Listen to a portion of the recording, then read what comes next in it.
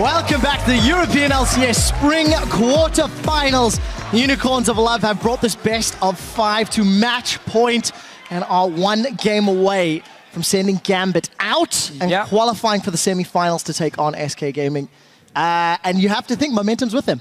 For sure. I mean, Gambit have done well in the early game. And then for some reason, as soon as we hit like 12, 13 minutes, it seems to just stop. And they make these over-aggressive plays that get caught out by the likes of a Morgana, which obviously is going to be the big talking point here. Should they ban it or should they just leave it to be first pick for the Unicorns? Well, while the pick has been super, super important, and I wouldn't be surprised to see them ban it away, it's not been because of Morgana they're losing. Yeah. It's because of their own mistakes and Unicorns being so good at punishing them and not just landing bindings left and right, because it's all over the map. The Unicorns are doing so well to get back in the game. Well, we'll find out if Unicorns can close it out. Just a quick reminder to everybody at home, the Challenger Series finals will be next Wednesday. That is April 8th. They'll be on our stage right behind us. Tickets are available. And if you live in and around the area, come check out the show. If you watch the Challenger Series finals, you will actually get the Challenger RE skin for attending the event live here in our studios. lolesports.com/tickets for all of the information. All of the LCS guys are going to be there. We're going to be watching. We'll be on the analyst desk with Stress and Pulse bringing the action. I'm looking forward to it because Xpeke and Soaz and Amazing are playing and are the heavy favorites to make it back into the LCS. Yeah, they're going to 3v5 apparently. Well, the last two. Hey, Niels is pretty legit Niels too. And Mythy. Niels is pretty legit. Right. Mythy, I'm less impressed by. Let's see. Calling you out. Wow. But that's next week. Shall we get back to this game and see if Morgana makes it through? No, it doesn't. No, it doesn't. There is the ban. So there are 2 new bans. Dexter is making it very clear that he's in agreement with the Morgana ban. But let's see what's going to happen here for the Unicorns. Will they first pick the Maokai now and take it away from Gambit and Caposhot? It was such an important pick in game 1. For the strategy. Obviously, Caposhot has a massive champion pool. He played like 10 different champions during the split and will for sure have something ready against it. But this is 2 new bans from Gambit, so they target this long-range comp. And this pick, or this ban here, honestly, we're somewhat expecting it because he's been so annoying and so good at shutting down the Rek'Sai pick from Diamond. He hasn't really had too much of an impact because Kik has been there to counter-gank him and just slap him in the face and walk away every time. Oh dear, Gambit removing it from the game, completely changing their pick ban strategy. Cassiopeia and Annie are the 2 champions that have been banned in every other match that were removed from Unicorns. They've not opted for either and instead prioritized the Maokai.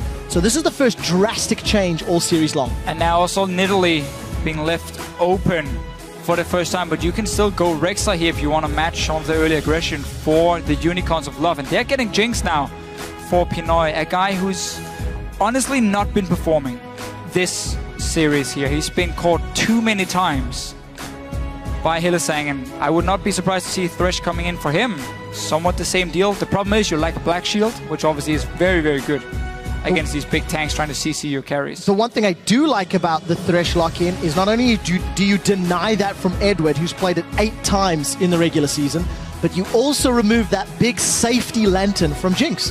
Yeah. Pinoy's been out of position all series long, and now the biggest safety partner for Jinx has been secured for Hylissang. Keep in mind he is 0-4, so Hylissang looking for his go Janna though. First win. I don't know, I always prefer Jinx just for the safety factor. But yes, you are right. Eddie has played Janna all series. Yeah. And Bardag's going back to Sivir once more. That should offer enough peel for the Jinx pickup. So Gambit ran a comp like this, or at least started this comp against Elements, where it's built around fast pushing that Ezreal mid lane for Betsy in that comp simply because of the attack speed buff he adds in, the extra poke, the long range, the Truce Barrage to obviously focus on the side lanes as well, so they can build somewhat the same comp and run this fast pushing long range poke as well from them. Let's see what they decide to lock in. For now, there's no disengage with the Janna, and we have seen obviously Nautilus quite a few times in the support role. Not from Eddie, but from other supports. Definitely the case. Lemonation, the most prolific fan, I think is fair. Spamming it, talking about it excessively, and it will be in Eddie's hands this time round. Not the same sort of Hook City we're used to seeing in Thresh and Blitz. Cavershot on the Hecarim, and let's see, Power of Evil, what is he going to opt to play?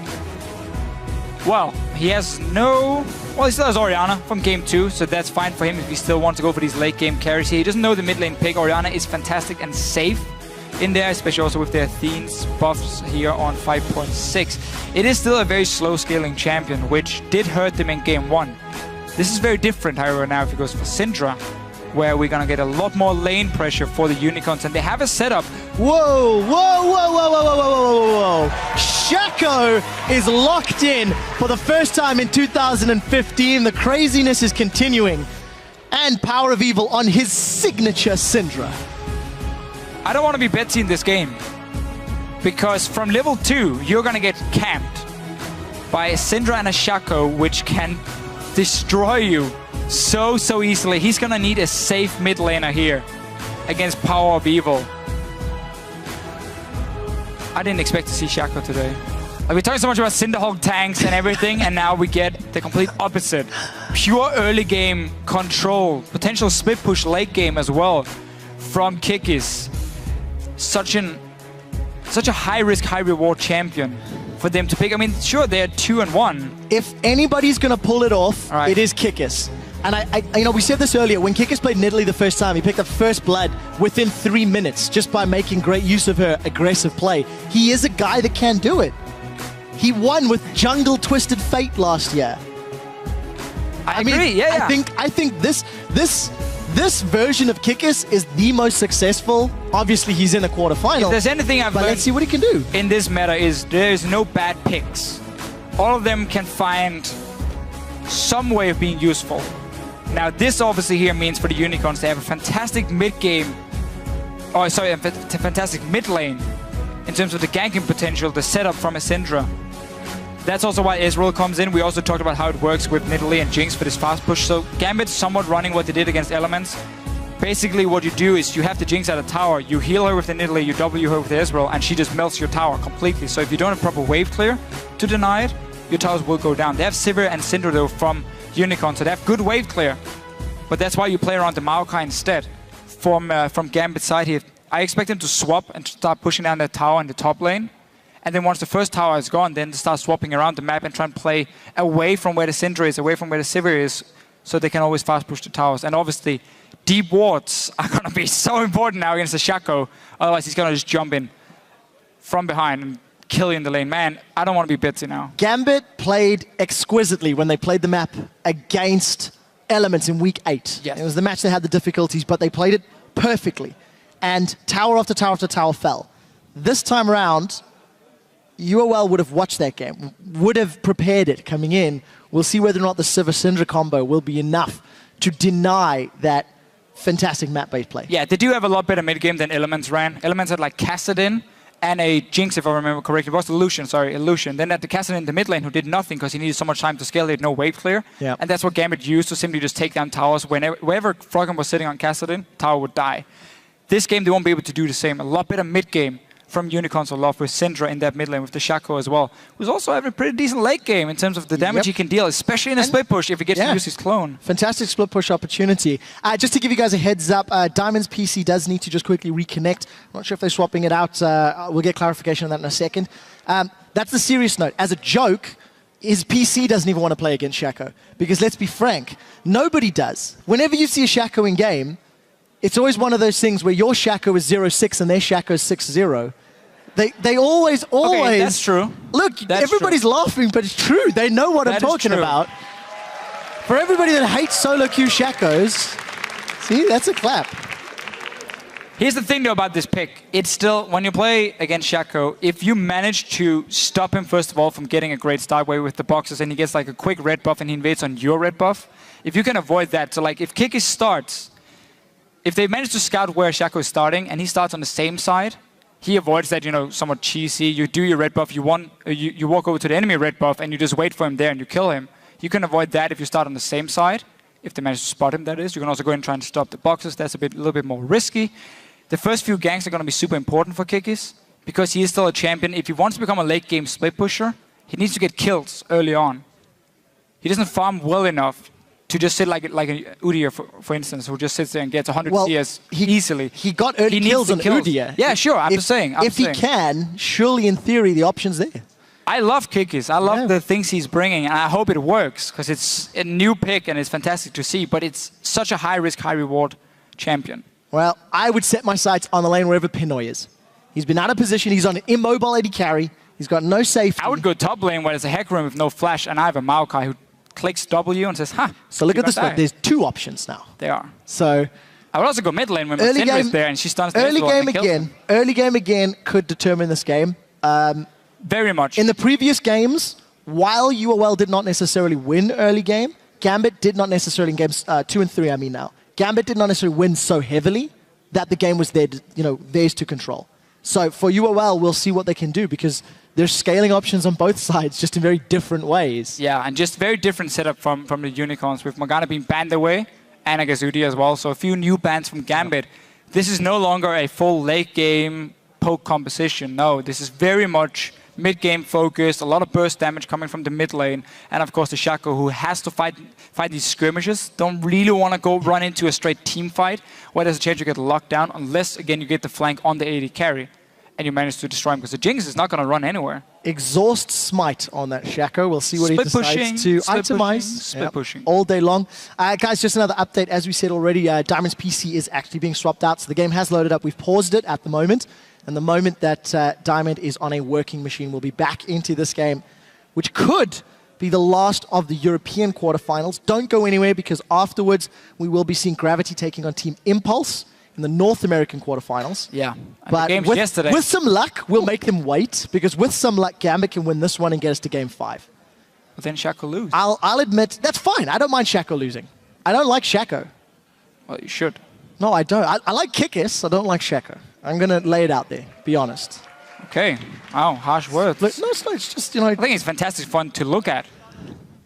So it's Kikis. They're looking very focused. Obviously, you're not allowed. It's a difficult situation to be in. This is a difficult situation to be in. You come into the very last game. If anything, extra time to think about how you handle this Shaco pick. Yeah, the problem for Gambit is, so Gambit obviously after the last game, they went out backstage, they talked and said, okay, why are we losing? Some of these new picks here is annoying us. Not new picks, but at least some of these picks are very annoying. So let's ban them away and try and hope for more standard maybe from the Unicorns of Love. And they got 4 very standard picks. We've seen Vardax play Sivir multiple times. We know Power Viva is a Syndra player. And then Kick is like, nah, it's not going to be too easy. And he throws in a completely new pick, which you obviously have no practice against. And now you got to rely on your solo queue experience of saying, how do I counter Shaco normally in solo queue?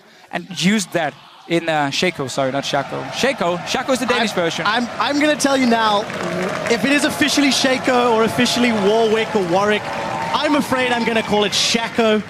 Everyone will know. Let us know, guys. Hit us up on Twitter for potentially last time. Who do you think will book their ticket to Madrid, Spain with the help of the Clown, or if Gambit will bounce us back and force us to Game 5 at LOL Esports, hashtag UOL win, hashtag GMB win. And also, if you call it Shaco or Shaco, let us know that as well. As we are into game, the first box is down into defensive one.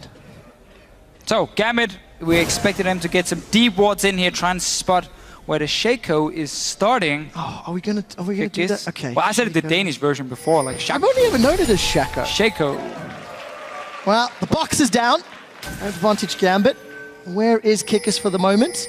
Starting on the bottom side. So just by having these wards here, if they place him just around now on the walls on the Grom, they're gonna see if he's setting it up. Well, they got the one on Grom, that's the important one at least. So they're gonna see he's starting on the bottom side. And Gambit might look for a lane swap in this situation. We mentioned how they want to use Jinx to fast push down a tower. So that's why they want to potentially swap her. But you also want to make sure that Diamond gets a safe start, where there's not a red buff Shaco standing at level 2 killing you. Lots of wards from Gambit, as you've highlighted. Pinoy and Edward waiting to move to lane. They're going to move with the minions, but obviously be fully spotted. They're going to head themselves into the 2v2 lane. Shaco is clearing out those Diamond starting on red side. Kikis, when he played Twisted Fate at IM San Jose, did his own red buff, and he rushed straight into the jungle of Team Solo Mid. Might not have been that game. I think of something else. But there's one of those games where he just did the red buff. And then he rushed straight into the enemy blue buff and he caught out whatever jungler it was and killed him at IM San Jose. He might look to do exactly the same here because Diamond is starting on the top side. They obviously don't know because they didn't have a ward on the blue buff. They just saw that there was no pull, at least from the bottom lane of Gambit, as they spotted them on the ward here. So Diamond is rocking to his blue buff. Let's see what Kikis wants to do. Keep an eye. He was clearing out that red buff. Level 2 at that point into 2 Shift Poison. We'll have access to Deceive in a moment or Gambit has a good ward as well to try and spot him in the river. Smart play against the Shakers of the world that like to hide in a bush and kill you when you're low. Nidalee, though, has got relatively good clear speed and sustain. Starting on this blue buff. And that ward just timed out. So relatively safe in the knowledge that Kikis was not pushing into his jungle. And we are going to see head-to-head lanes. Once again, a little bit of a farm lane in the middle. But this time around, Power of Evil maybe with slightly more opportunity to bully Betsy. Oh, way more. Way more on this Syndra for him. And obviously Ezreal is not going to offer a whole lot of damage or a lot of pressure for Gambit in his mid lane. He's mainly just a farm champion. But it's fine because, again, the comp is built around being able to rotate the Jinx in and out of the lanes and then push down these towers. It's the whole setup for them. You can also do it just with the Nidalee. But Hylissang, he's on another champion that can land some skill shots and pull in targets. No Black Shield this time around, which is going to be the difference for him. Let's see if Pinoy can dodge around in this lane, because it's been the big problem. All 3 games, he's been caught and he's been killed. Hylissang and Vardags, the ones that have pushed the wave up first, way more wave clear early. And Diamond, once again, trying to hang out in this top lane, but the wave is too far pushed. There's no opportunities. Instead, he's going to set some sights on that Scuttle Crab. Edward, dredge lines in, does get the slow onto Hylissang, but unable to get more. And Hylissang catches the minion. Hey, it's still 100% hit. Still 100% hit. So I like what Diamond has done here. We talked about how Hecarim has no flash, and that would be a fairly easy gank for Kikis. Notice how he's invested a lot of his early vision on the top side of the map, and also he's staying around it to see if a gank should happen, and then he can go for the counter gank. He's always around Cowper here on the Hecarim. That was the mistake Unicorns made in game 1, where they just left the Hecarim on his own, and he got camped by Diamond multiple times. Killed and ended up doing absolutely nothing. Kikis is yet to back, sitting on 1,000 gold. He's just expecting that gank.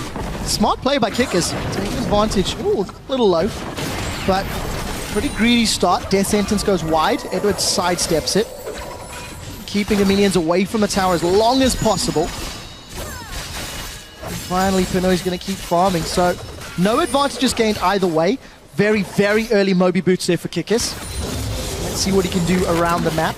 Previously went for Boots of Swiftness on Udyr as an early buy. This time around, Moby Boots. Death Sentence connects onto Pinoy, as does the Boomerang Blade. That's a 2-man flay, and Hylissang gets rooted. Next up, Vardags. Pinoy in full retreat. Summoner Heal was traded in exchange for Summoner Exhaust, and Hylissang showing he can connect the Death Sentences as well as Dark Climbing. That's the thing. You ban Morgana, but you give him Thresh, another champion he's so good on when it comes to landing skill shots. He's been one of the best players today, forcing Pinoy back now, or at least he actually recalled, or he cancelled it, sorry, because Diamond is now down his bottom lane. Well, let's see what they can do. Diamond looking to get in range. No mana on Edward. Death Sentence actually connects, and Vardags even able to spell shield up. That opens up for Kikis now. They saw Diamond on the bottom lane. Look what Kikis is doing now. Top side. Can they lock down Cabochard? They will. Let's see what Kikis can do onto him. The exhaust is already used. Cabochard's in trouble. He's going to get taken down. First blood to the Unicorns of Love. But that's it. I mean, you have no flash. And as soon as Diamond shows himself, because his bottom lane is in problems, he has to go down there and help them. And then Cabochard gets ganked and gets killed. So simply by, again, Unicorns of Love doing well in the 2v2 lane, they set up such an easy gank for Kikis. That works out in their favor. Kikis on that Shaco, working in his favor. Got a confirmation from our stats guys. That's the 71st. There are now 71 champions, unique, that have been picked or banned 2015 in the LCS. That is a very large number. We're seeing more and more. 5.4, 5.5, 5.6 patches are bringing so much excitement. Yeah, but no Swain. Doesn't even matter.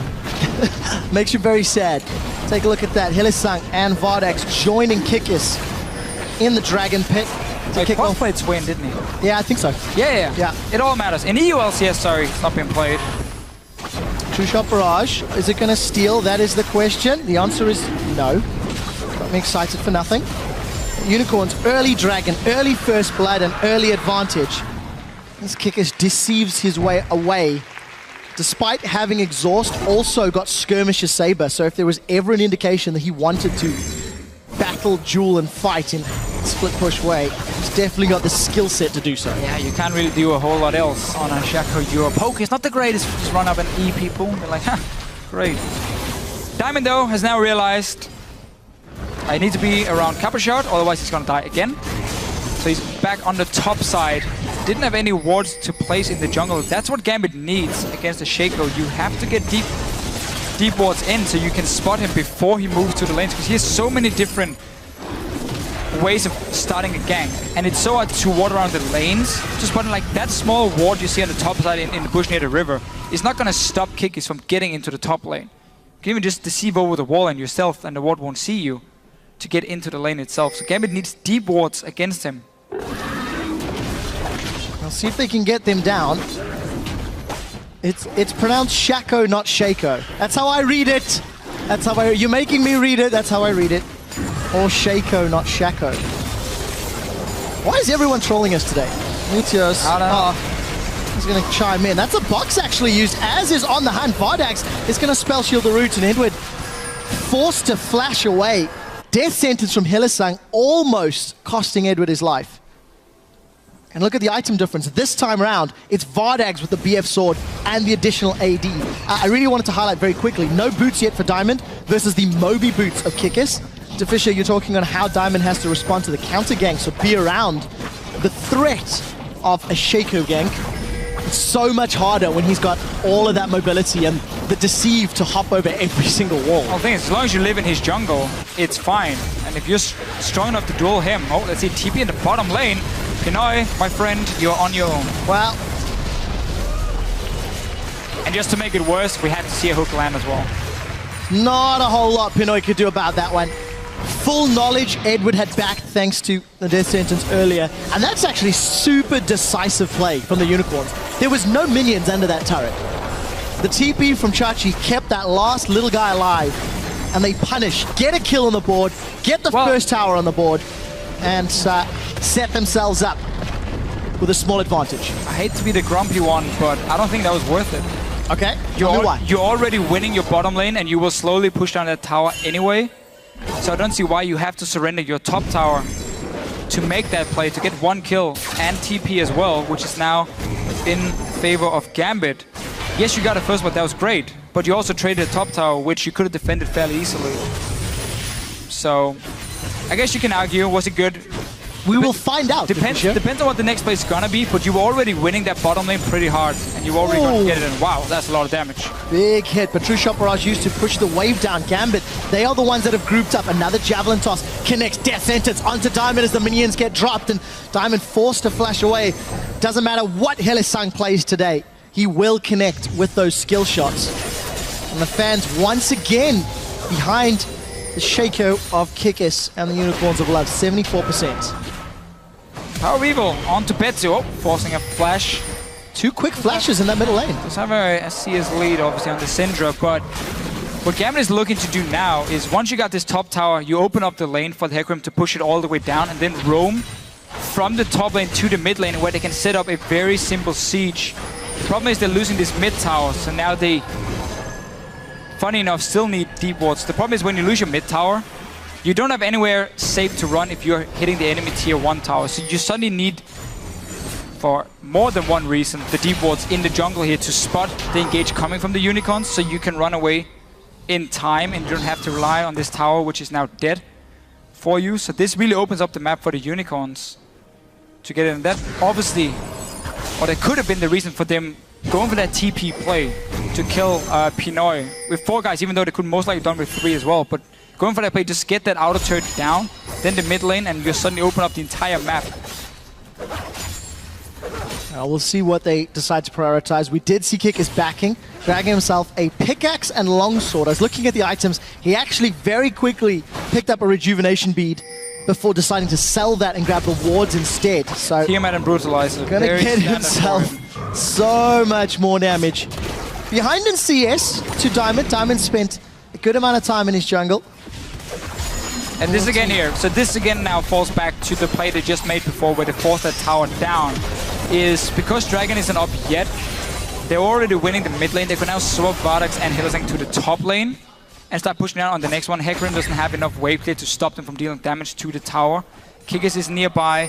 You don't have TP on Visichachi, so there's a play to be made here for Gambit, but they gotta make it now, otherwise this tower is going down. So clearly the Unicorns feel like by fast pushing down the towers, that was worth more than obviously saving that TP from Chachi beforehand to get the kill on the bottom lane. And this is just a very nice play, suddenly making the play before very worth it for them. 2,000 gold lead as we hit 13 minutes on the clock, 20 seconds before the next dragon. Infinity Edge completed for Vardags. Luden's Echo completed for Power of Evil. A lot of item spikes that's going to work into their favor. Contrast that to Cabashard, he's just sitting on Home Guard boots for the time being. Teleport is available, but Chachi is in place for this next dragon bout. And it looks like that's where Unicorns are going to set their sights. Hylissang, he's way forward, connects with a death sentence onto Edward, follows it through with the secondary, puts the box down in the middle of the jungle, and Edward is in full retreat. Kickus down to 100 HP, less down, it was actually the clone. Even I got baited by that one. And Pinoy, so close. Now Unicorns, they are low. Kickus. Cabashard is going to have Home Guard and TP, and yeah, with these low members, if he managed to engage correctly, Gambit can still turn around this fight. Betsy's on full HP. It's a TP. Well, there we go. He's jumped forward, caught 3 people with the onslaught of shadows. Cabashard continues to run forward. Ignite is burning away. Power of Evil is down, and the dragon has been stalled out. Gambit now set their sights on that objective. Can they secure it? Kickus and the rest of Unicorns looking to engage. Kickus does go over with the Deceive, but unable to get the smite. Not even used there, I don't think. Gambit able to get their first objective and their first kill after a teleport Home Guard engage. That was also despite being behind in terms of items. If you look at the carries, Luden's Echo had already been completed for Power of Evil. Infinity Edge for Vardax that was not ready from Pinoy here. So the carries were slightly behind from Gambit and still managed to win the fight. Obviously, the Shaco here is not the greatest team fight in the world. And that's going to be a big deal. Not that Nidalee is herself, but she's going to add a lot of poke inside of Gambit. And with this Tiamat being completed and Brutalizer later, we're going to get a lot of wave clear coming in, or fast pushing ability, I think we should say instead, from Kickus, which obviously is going to be the goal for him, become a split pushing threat. Just the fact he has his ulti quickly makes it a 2v1 fight. So 15 minutes have gone by, 1,000 gold. Unicorn still marginally in the lead. The tower pushing comp that Gambit put together has not been able to push towers. Well, so let's see if they can scale themselves up. Unicorns, an aggressive play worked in their favor and they just steamrolled ahead. Yeah, that's very true. And no real focus on getting wards in the jungle of the Unicorns of Love. Almost at any given time for Gambit has made it very hard for them to move around on the map. And as we mentioned earlier, when this mid tower is gone, you can still group on in the mid lane, but it's just so much harder for you to do because you have nowhere to run. If you get engaged on now by the Unicorns, you're not going to get back to your T2 tower in time. But they are doing the right play here. You see, Sheen has been completed for Betsy, so he's going to start doing a lot of damage on towers. Kickus is going to try and force them away. Edward. Quite some damage. Edward threw out the dredge line, not able to connect with the champion, but Kickus able to, as you mentioned, put enough damage on a Betsy to push him backwards. Gambit playing defensively this game with a team comp that's not necessarily focused around team fighting or that mind. We'll see how they handle their mid game. It's been Gambit's engages in the previous matches that Unicorns were able to punish. They've got to be a little more careful about how they decide to bring themselves in this game. Because remember, one more win for Unicorns and they book their ticket to Spain. They book that battle with SK Gaming. Oh, Kick is getting a ward in, trying to jump on Pinoy. Diamond is nearby. see what's going to happen. Not a whole lot. And now Kickers, he's in trouble. Well, let's see. Deceive, 5 seconds on the clock before he can jump away. Gets caught by the javelin toss, sidesteps the super mega death rocket, and the mark from Diamond's going to reveal the real Kickers. Javelin toss, one more can. Oh, Lantern's on its way. We do see the clone actually jumps in, and the Lantern to safety. Kickers manages to make it out. Smart pickup for that Thresh, especially if you're going to be roaming between lanes and letting Kickers try shove them out quickly. Hylissang can save Kickers over and over if he ever needs it. Between the clone and the dashes and the deceives. We just got a taste of what Unicorns wants to do here with the 1-3-1 setup. Kickers in one lane, obviously, Visichachi in the other one with the teleport, pushing them down. Gambit don't really have anyone who can stop it late game, but they have some good engage on the Nautilus, on the Hecarim to start the fights instead. And that's where Kickers won't be able to join. He obviously has 0 global presence as a jungler. So if he's sitting in a lane, if Unicorns doesn't play correctly, basically what's going to happen is if Kickers is pushing too far up his lane, or he's standing too far back in his lane, and the rest of the team is too far up in their own lane, Gambit will engage. That was a lot of small things. The point is, 1-3-1 against hard engage. If every lane isn't pushing at the same time, and you can take a tower on the other side of the map if someone is getting ganked or engaged on, then you're failing your 1-3-1. Because then it's way too easy for Gambit to respond, get a kill, force you to now reset your whole split push and back away, and therefore Gambit can then get into these team fights, can maybe get an objective and get some gold, which they need obviously to get on these 80 carries here. So we're gonna have to see if the Unicorns can play the 1-3-1 correctly. One guy staying too far back or staying too far up can stop your whole split push from happening and reward a kill to Gambit. We will find out if Unicorns can control all of the lanes. Ravenous Hydra completed for Kickers, has yet to upgrade his jungle item, just sticking on that challenging smite. Really putting so much focus on getting that AoE damage over a warrior enchant on the Shaco for him.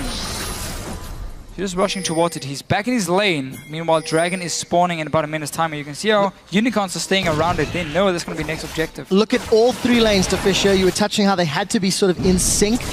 And it does look like they are. Kickers has found the back of Cabo Shot. He's hallucinated himself and rushes forward. Has managed to push Cabo Shot away, but look at all of that damage. Really easy win. Keeps the tower under pressure. And will steal away jungle camps as well. The ult is a big deal though, fast pushing down towers for Kickers here, so with that being on cooldown, it does open up for the hard engage. That's a flash dredge. Hylissang is caught out of place. The depth charge threw him up in the air, and that was a spell shield on the super mega death rocket. Now Visichachi forced a flash over the Fame Chompers, and Diamond is a little out of position. We do see Unleashed Power's already been used, and the Javelin Toss is side stage. While all this is going on, Kickers is pushing the tower. Chachi gets caught by one more hook, and it's Betsy that takes him out. Dragon spawns in 4 seconds, but is a risky play. If Gambit decide to stick around, no mana on Power of Evil, they're traded a kill for a tower. Yeah, that took a little bit longer for Gambit to get the kills than they had hoped for. They just wanted to blow up one target and then get back and defend against Kickers here while still be able to take the Dragon with 4 members against 3 of the Unicorns of Love. But that didn't happen because they managed to disengage at first. Not sure if there was a Lantern from Hylissang doing quite some work. And also this mid lane tower now taking a lot of damage. So Gambit invested way too much into one kill by losing 2 towers for it. It was a good play to make, but you gotta blow up that one target instantly then, so you can recall and defend. Did not happen. Unicorns get 2 towers, despite losing a Dragon and a kill. So, gonna be in a happy position. I did see the True Shot Barrage trying to snipe somebody off. It didn't work out, but, you know, the Shaco, yeah, the decision-making in the strats, Unicorns are executing it well. And that's where you saw how powerful it is when you have such a strong split pusher. Because he was at the tower already, he'd already pushed the lane up. Had he been stuck, let's say at his own tier 2 or tier 1 tower, Gambit could have made that play, engaged, got the kills, recalled in time to even catch the wave and not even take any damage on the tier 2. That's why it's so important that these lanes are being pushed up and you have proper warding as well in the jungle, so you can see if anyone is coming for any ganks, so you can react on the other side of the map in time. Well, it makes a lot of sense talking about warding. The Unicorns have upgraded 3 of their trinkets to the yellow trinkets and got themselves Sightstone on the support, so going to be trying to get as many wards around the map once again to allow mobility. We did see Power of Evil. He'd been sitting on a Fiendish Codex and a blasting one for a very long time. He's just completed his second sort of big ticket item, the Morello Nomicon. Gonna use that to spam out those Dark Spheres over and over. Gambit pushing the middle lane. They do not have Pinoy. He seems to be relegated to bottom lane defense. As you can see, Kikis has finally upgraded his warrior enchant. Kikis is free to do whatever he wants. There's no TP for Cabochard. They're gonna need that. He does back away because Gambit is moving through the jungle. As long as you, the Unicorns of Love, keeps the lane pushed up and get 2 or 3 wards in the jungle of Gambit, they should be able to spot every single play they're trying to make on Kikis and give him enough time to escape. He has a ward here. Diamond is staying on the other side of the wall. That's a nice little play. Let's see if he can win the trade. The hallucinated clone is running Diamond down. He's even recruited the Gromp to help out. Now he's killing it. Gonna be able to take that clone. Horrible boss. The one thing we're going to keep our eye on is that True Shot Barrage. It could become very important to help managing the split push of Kikis. It's not going to kill an entire wave, but could at least reduce the effective pushing power. Diamond, again, still looking for a fight. Does land the Javelin toss, gets instantly feared, takes out 2 Jacks in the boxes.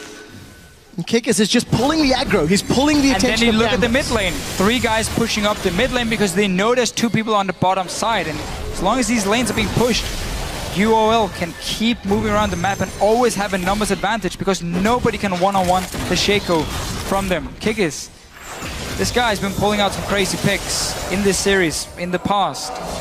For now, it's really working for him and the Unicorns. Teleport not available for Cabochard. 15%, rather 25% of its cooldown just ticked by. Gambit have been able to stall out that last period of pushing. There was no inner turret on the top or middle to push. So Unicorns, their only remaining lane turret is in this bottom lane.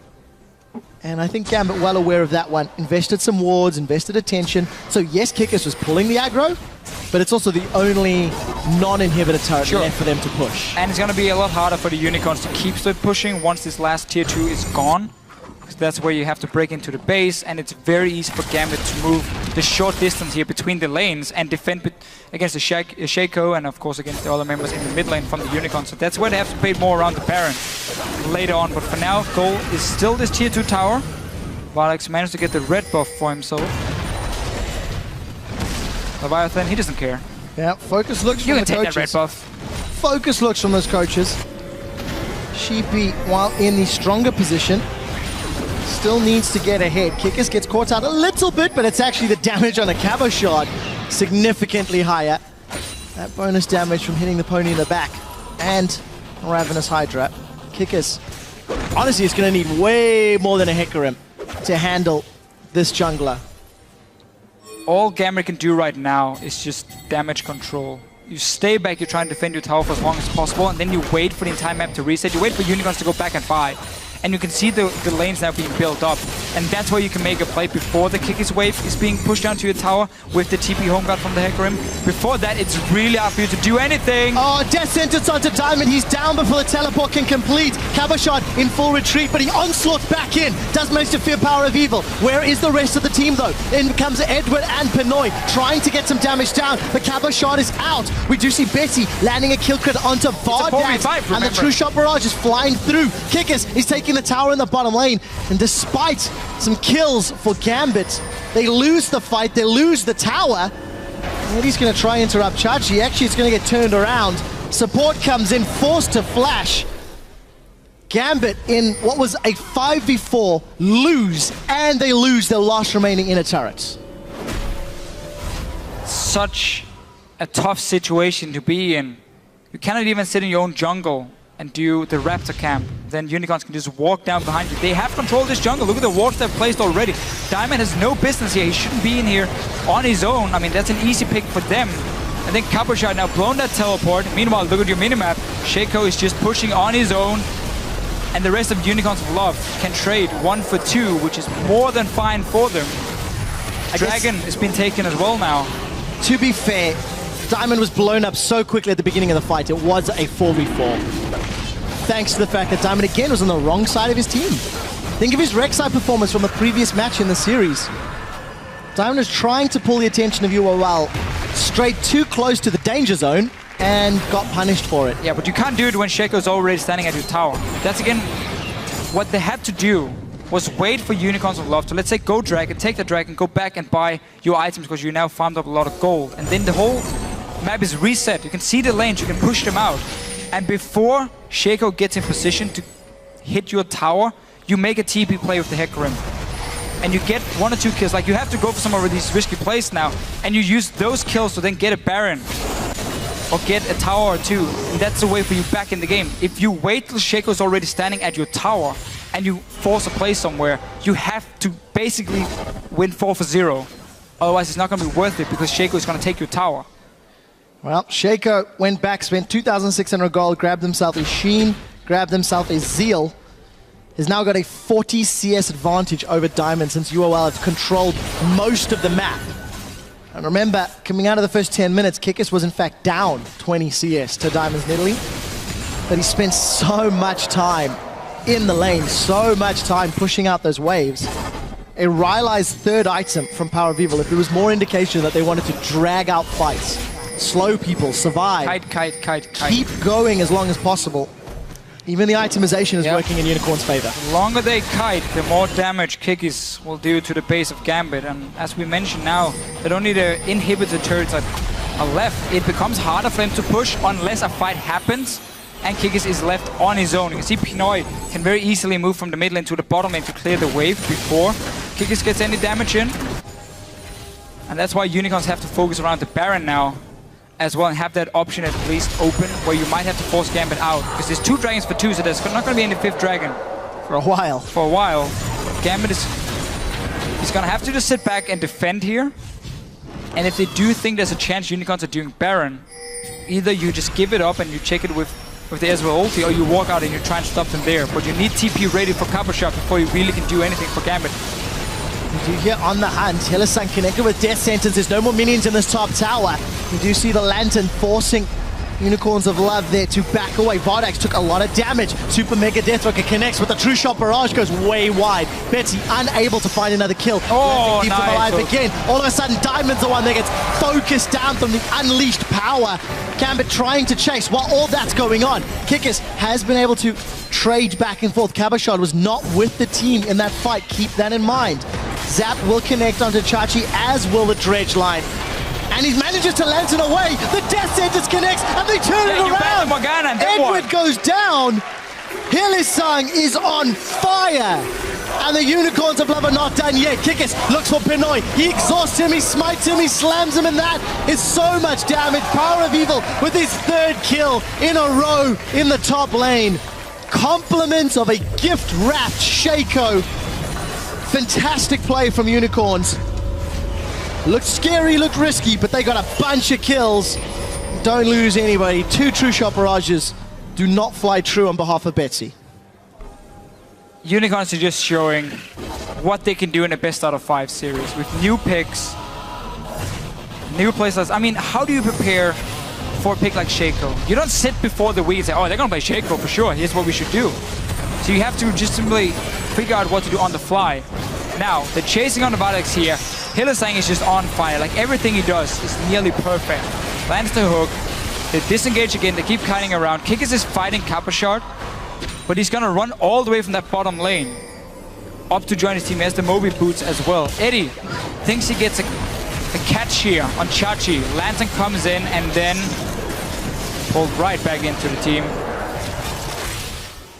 Unreal. I just can't get over the burst damage. He manages to jump right in there. Deceive. So there's the Smite, Exhaust, Ravenous Hydra.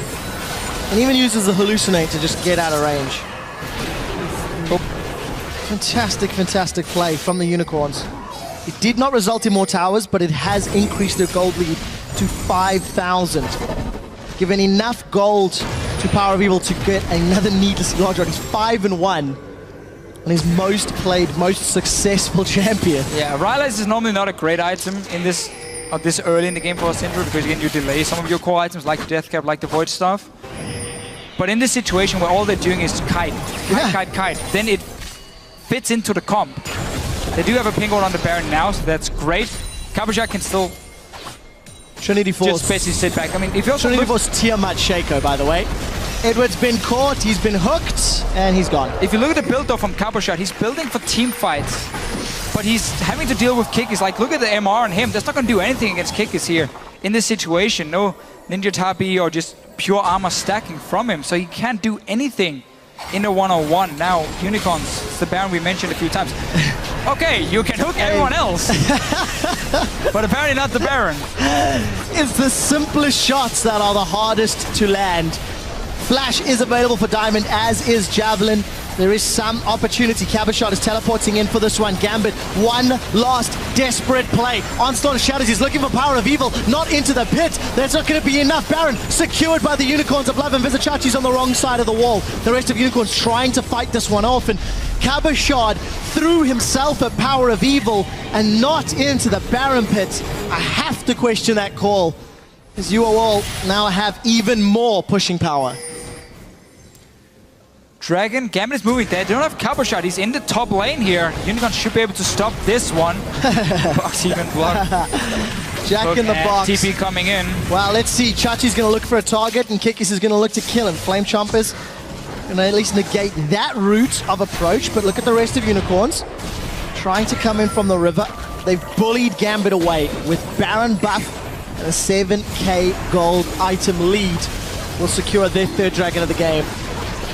Utterly uncontested.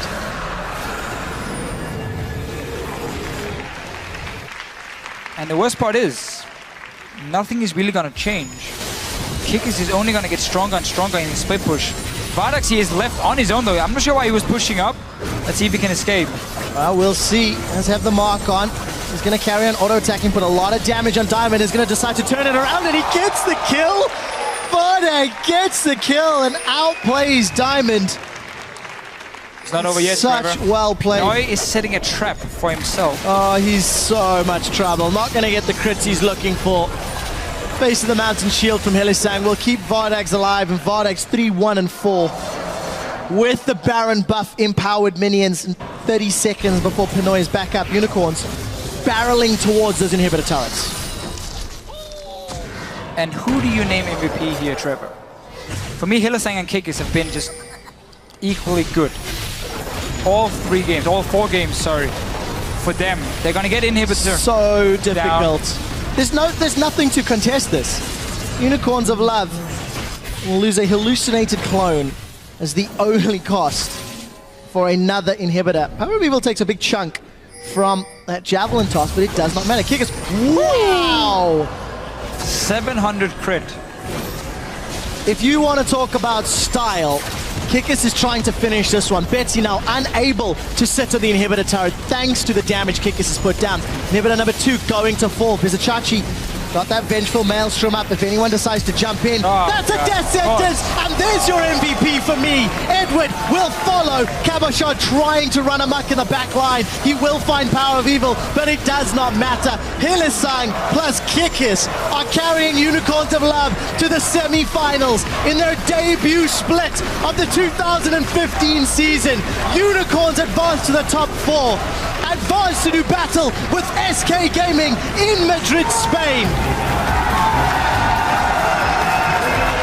Yes!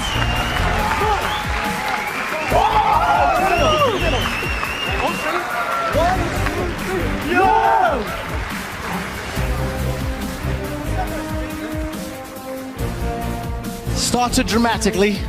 It did. It started with fantastic performance. Ended with a from Shaco. Gambit. And ended with an unkilled 2-0-6 split pushing Shaco. What a series of games from the Unicorns of Love. They said they were better in best of 5s. They showed it, they proved it. Yeah, for sure. Such a good series for them. And you look at the pick and ban phase, we were talking so much about, oh, Morgana, now you have to ban it away because Hylissang is playing so well. Well, he just got another champion where he can make the same plays, and he did.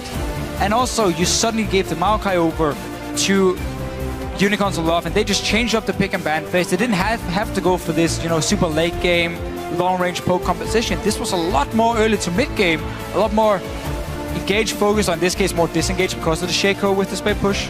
Great to see Gambit though. Yeah, fantastic. Keeping it cool. Fantastic to see their attitude. Big smiles across the board. And for a team like Gambit, they're still discovering themselves. They're still really growing.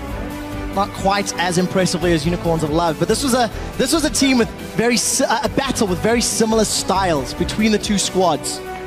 And it was Unicorns of Love and their BO5 preference, their champion pools, their play style that they could alter. Yeah. They really do understand how to play around their team. So now, comps. H2K won yesterday. Challenger team, new to the LCS, beat Copenhagen Wolves. Unicorns won today, beat Gambit. Yep. Also new to the LCS for the Unicorns here. Those new teams have come into the LCS and really done such a fantastic job adapting to how it is to play on stage down here. You know, you play every single week as well. That is very different if you used to just have more like random tournaments here and there, like every month and so on. Now you're playing every single week. You got to prepare for every single one. And now they're facing SK and Fnatic. Yeah, it's going to be tough. It's going to be tough. It's really interesting when you look at it as well, because SK would be the only quote-unquote old guard team. When you look at all their players, they've all been around for a long time. You look at Fnatic, 4 of their players were new to the LCS stage. They made it to semifinals as well. So 3 of the 4 teams is young blood, is teams that are challenging the old guard, that is challenging the established names for different reasons and in different ways. But it sets up our semifinals next week, which will be in the studio here. Then the following week will be in Spain. I got a little bit excited in the win moment, but we know the 4 teams, they will be going to Spain. Unicorns will be attending in Madrid. Anyways, guys, we're going to hand down to stage where Pyrotechnics is standing by with Vardags and the man who we can thank for more Shaco in solo queue. I hate you, Kickers. Thank you very much, Quick Shot. Yes, of course, I am standing by here with 2 of the victorious Unicorns of Love, Vardags. Kickers, I'll get to you in a minute, but first of all, congratulations, guys, on making it into the semifinals. How does that feel? You're going to be facing off against SK Gaming. I think for us, being our first time in the playoffs in LCS, it's just a huge relief to show that we're top 4 team in EU and that we can beat Gambit. I'm glad you made that statement. I mean, really, let's go back to the beginning of the series, though, because you guys had a really rough time in Game 1. Talk me through what happened in that one. Let's go over to you, Kikis. Well, the thing is that we picked Nautilus, which is like pretty weak early game, and I started on the wrong side of the jungle. So they like to come top lane, and when you have Hecarim with no flash, no like ghost, and with Ignite he can like easily get camped, get gank, and really put him behind. So they get their top laner threat, their jungle threat, they just get like control all over the map. We tried our best to like come back. We did like some good plays still, but it was just overwhelming their lead, and we lost. So you weren't able to come back that game, but obviously we know what happened the next 3. Games 2 and 3, you guys just completely opposite, rolled over onto Gambit. How exactly did you adapt to the situation that was at hand there? I think it's just our style. Like, we're very confident in best of 5, so we just calm down, we think about what went wrong and what we need to adapt to the situation. And we're like, okay, we need to change a few picks and we need to change something up to have a stronger early, and that's exactly what we managed to show. Talk about change of picks, you know, going back to you, Kikis, because not only did we get to see the Udyr, which has not been seen here in Europe just yet until today, but we got to see Shaco for the first time in 2015. Do you have anything left in the tank? I mean, to face off against SK Gaming, are there any other champions you're going to play? Yeah, I still have like few picks. I prepared a lot of them, and some of them are like more comfortable than the others. Like for example, Shaco. We practice it some in scrims, not more than other junglers, but enough to feel confident. Like it's really strong when enemies have no one to deal with me, and they're like all squishes. I can just jump on them, one-shot them, and Udyr is just, I think, really good in the meta because there are a lot of tanks with no high damage, no sustained DPS. So I have the shield every like few seconds, and I can like stun. I have a lot of damage to the squishes. I think it's a good champion overall at the moment. Continuing to stay one step ahead of the meta. Definitely a way to take wins, but you guys are going to be up against a very, very tough opponent in SK Gaming next week. How confident are you in that matchup? Do you think you can beat SK? Definitely. Like, we already played against them twice, and we are 1-1 so far. And I think with our win, we kind of show that we can beat SK, and I'm very confident that we can put up a good show. All right, that's what I like to hear. Once again, gentlemen, congratulations on your win. Best of luck in the semifinals. And with that, we're going to head back to the analyst desk where they're going to break down that match. Thank you very much, Pioneer Technics, joining us here. Our analysts we've had with us all day, as well as the Fisho and Trevor to wrap up the day, not only the day, but the quarterfinals as well. Let's start by, well, looking back at the very last game of the series, because to me, Gambit didn't pick some bans what I thought the Unicorns of Love would do after game 1. They banned out Kog'Maw, Morgana, and Udyr, everything that they couldn't deal with, and it wasn't the right way to go. Actually, this final game kind of showed what Unicorns of Love's plan was all along. Was to prioritize the Morgana. If it gets banned, just pick the Maokai, because it seems like Morgana is a great pick against Maokai, and Maokai is no longer the OP3 that we've been talking about all week. Yeah, I really like that we had our thoughts like, oh my god, they're doing this. Like, why aren't they doing this? And it really showed that they did have a lot of thought behind their pick and ban. So when we're sitting here, like, you know, as analysts going, they should be picking that Maokai or banning it, it's like, no. They had it planned all along. They wanted to do this. Yeah. They did lose that game 1, but I don't think it was purely because of picks and bans. Yeah, for sure. But that was the weird thing also, because in game 1, that was the only game where Gambit didn't make any clear mistakes. They got a good lead early on, and they kept just basically snowballing the game. In game 2, they had the same setup. They got 2 early towers down, and then they go for this tower dive 5 versus 5 at 12 minutes. Game 3, same setup again. They were ahead. They had the early lead. Gambit made some very important mistakes, or very, very big mistakes in these matches here, but Unicorns of Love just showed why you never want to face them in a best out of 5 when they pull out stuff like this and you don't know how to prepare against it, because you cannot expect every single pick in the game. Yeah, exactly. And Leviathan in one of the clips was also like, no, you know, it doesn't matter what they will pull out because we can handle it. But this vastness of this champion pool, I don't think we've seen the edges of it yet. One thing I do want to talk about is the Shaco, of course, Shaco. We did hear Kikis talking about it, and he just goes, yeah, we don't practice it that much in scrims, but we do. I don't even know if I believe that. It just seems so incredibly risky. The thing is, I agree with you, yes. I don't know how much they practice it, but what Unicorns do as a team, because they've got all of these guys that play such a plethora of champions, I feel like their out-of-game understanding of how to play around those champions is better than any team in the LCS, because they clearly decide, these are the unique picks we're going to run, this is how we play around this unique pick, and then they implement that in-game. You can either learn that through logging hours and hours and hours in scrims, or you have a team that can understand it and discuss it. So that when you go, I'm going to pull out Shaco in the game-deciding game, even if you've only played it 5 scrims before, the theory is sound, right? The theory is split push, don't die 4v4, and if you do, make it last long enough that Kickers can get towers. One more thing about that, though, it seems that that adaptability for them is something that we only see coming out in series when they qualified in here, because in their single games, the only thing we've ever said is they don't really know how to play their comp a lot of times. It seems like it normally, and that's why they've been so inconsistent, because they would have these compositions where, let's say they had a mid-game spike, and they would get it, and then they would go back and farm the lanes, and they sit on a Corki with the Trinity Force 15 minutes in the bottom lane and do absolutely nothing. And that's weird, because then you see Unicorns now clearly know how to play these comps they had, and as you said before the game even started, Unicorns of Love are really good at punishing mistakes. It's all they did for the first 3 games, or 2 games, I guess we can say, the game 2 and game 3. And that's why they won the games, simply because they punished Gambit every single time. Yeah, for sure. Yeah, absolutely. And they did pull it out. And they had a lot of big plays today on the Rift. It was very hard to choose the most valuable player. And we actually had to discuss about it a fair bit, but we decided to give the MVP award for this series to Hylissang. Because, as you said, he is able to pull out wins where they shouldn't be winning the lane. And his Morgana defined the pick and ban strategy for 3 games out of 4. Yeah, for sure. Or maybe 4. Like, they basically predicted the Maokai first pick, which is, like, of course, it's going to come up there. And Morgana does super well in team fights against it. And also the fact that he is willing to pick Morgana blindly into the bot lane. And he just did so well in the lane phase against these Kalista picks and Urgot picks. No, it was fantastic. Although, you know, you kind of want to give it to Kikis. He did fantastic as well, pulling out 2 new picks once again. But I think you guys can all agree that Hylissang was very good in this one as well. I think it's safe to say he was pretty insane, and he showed in the last game he doesn't even care about Morgana. He can just do exactly the same on another champion. Pinoy didn't have a fun day. Definitely not. Same as yesterday's quarterfinal between, you know, looking at Ryu as maybe the secondary option, Kickers, just showing how good he can be. It is so many threats. When you look at how many jungle bans this series had, I fear for Svenskeren and what SK are going to do to contain this guy. Yeah, absolutely. We can actually talk about that a little more in just a second. We do want to tune in with you guys, though, because you were all over Twitter with all the big plays that were happening in the crazy games. And we decided to take the tweet from @DestroyerLol. He wrote, "That Chachi ultimate. Mom, get the camera." This is your big play.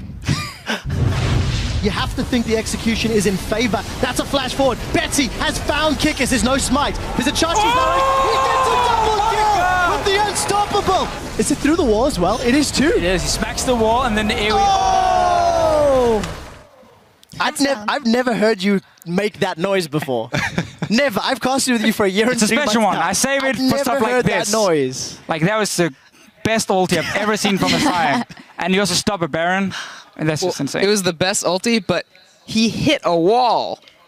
That's where he ended up, and that Saiyan ulti got a double kill. It's a really funny best Saiyan ult is hitting a wall. Yeah. All planned. All planned. The others' lives hit a wall as well. It was all planned out. Now with the quarterfinals wrapped up here in Europe, we're going to check out the playoff bracket as we have played our quarterfinals. Unicorns of Love, they are locked in for the semifinals as well as H2K. That means Unicorns of Love have also earned at least 30 championship points and Gambit have earned 10 with a 5th place finish. And it means that our semifinal matches, as you can see there, the Unicorns of Love will be going up against SK Gaming and Fnatic will face off against H2K. And all those teams will be going to Madrid because also the 3rd place match will be going on there as well. This is the EU Challenger Playoffs bracket. Well, you'll also see the finals there Wednesday in the studio as Origin takes on the Lowland Lions. A lot of games. A lot of games, but we got to touch on the semifinal matchups, Unicorns of Love versus SK Gaming. So, before this series, the Unicorns of Love had a win rate of 67% against teams above them. If we count all the games as individuals, now they have a 70% win rate versus teams that are above them. All the teams they are going to face are above them, so they have 70% chance of winning the playoff. That's it. We don't even have to play them now. Yeah. You've got the math. There we go. How do you argue with Super that? sound. All right, so if we look past the whole 70% teams above you, best out of 5, Unicorns of Love, on paper, SK is better in nearly every single role, in my opinion at least. The thing is just you don't know what you're going to be playing against, and that's the trick. SK Gaming has shown before that they don't always know how to adapt really quickly. They had problems at IEM where there was some new stuff happening. That can be the way for Unicorns to win that matchup, but I think if it's standard versus standard, SK is going to take it. Jacob. I will actually say if I can just imagine SK having the same picks as Gambit had today, and I just can imagine them doing a lot better because Gambit were doing a lot of rotational mistakes, map mistakes, overextending a lot, taking fights where they shouldn't. And SK Gaming, they don't do those mistakes.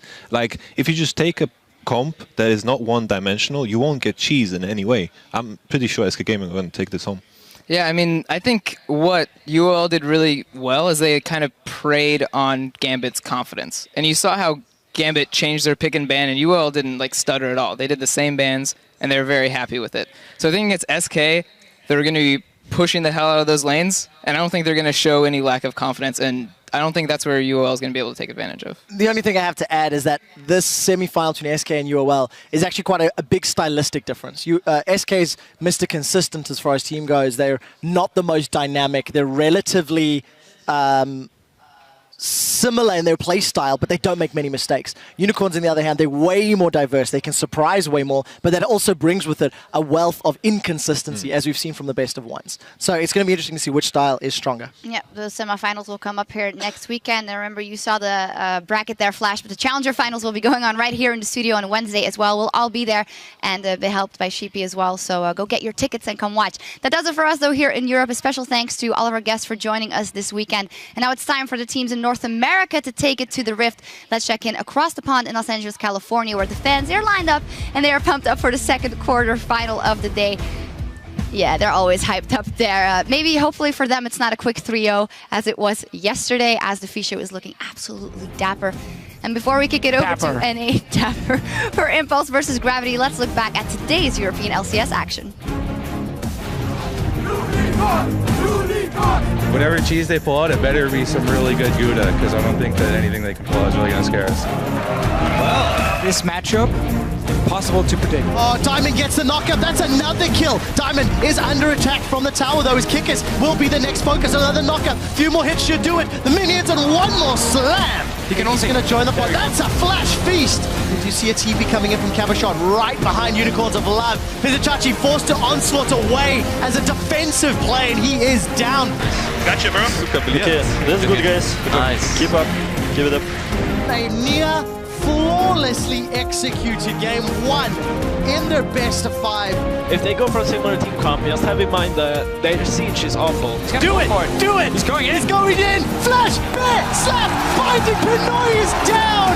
Power of Evil is trying to get through the members of Gamma Kickers, now out of mana. Get him! I have my Cinder. He doesn't have mana. How much mana for this? He doesn't have flash, just kill him. Good job! Then he slapped Betsy, dodges the rupture. Betsy goes down. All of a sudden, Bardax is excited. The Unicorns of Love close this game out in definitive style. Let's focus, guys. Alright, just win that game. Just play our best. We don't have It's our first game. Yeah. Good luck, guys. Bardax shot power, just talk your level 11 power spike through. I got her. I got both. Nice. What's up, boys? Chachi's onto Pinoy. Pinoy will be the next pick. No! The rocket misses! It doesn't connect. It's a double kill. Edward continues to chase as Pinoy is hammering through. He's got the Bloodthirster lifesteal, but he gets popped. Betsy has found Kickers. There's no smite. There's a Chachi's He gets a double kill with the unstoppable. The rest of Unicorns of Love take down the Nexus and go 2-1.